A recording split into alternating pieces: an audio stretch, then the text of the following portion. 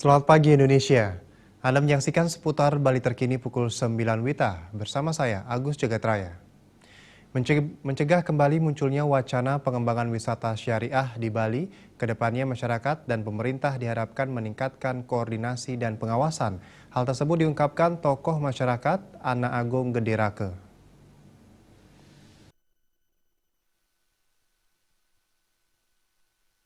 Tokoh masyarakat Ana Agung Gede Rake mengatakan pengembangan pariwisata berbasis syariah sudah sangat jelas bertentangan dengan budaya dan adat istiadat di Bali.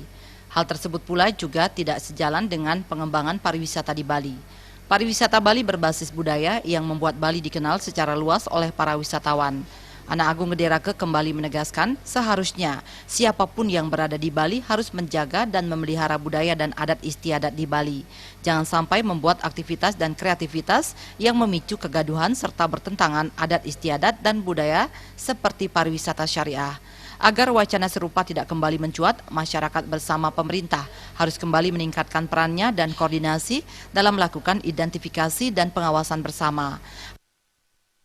Saya harapkan jangan sampai di sini. Oleh karena itu, himbauan saya, masyarakat harus nitian ini semua, harus memperhatikan semua kegiatan-kegiatan semacam ini, sehingga tidak sampai terjadi hal seperti itu.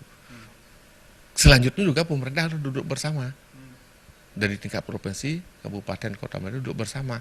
Utamanya apa? Tata kelola kependudukan. Karena di sini kan kependudukan yang tidak pernah terkelola dengan baik kan, sehingga siapa yang kesini tidak tahu kita, apa kegiatan sini tidak tahu kita kan ini merupakan nanti akan ada benih-benih yang kadang-kadang tidak sesuai dengan adat budaya kita kan.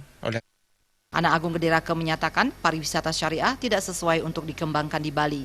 Masih banyak daerah lain di luar Bali lebih sesuai untuk pengembangan wisata syariah. Suparyana dan Bayudi, Bali TV. Pemirsa, demikian seputar Bali terkini kali ini. Nantikan informasi menarik kami lainnya dalam seputar Bali terkini 1 jam mendatang. Salam Indonesia.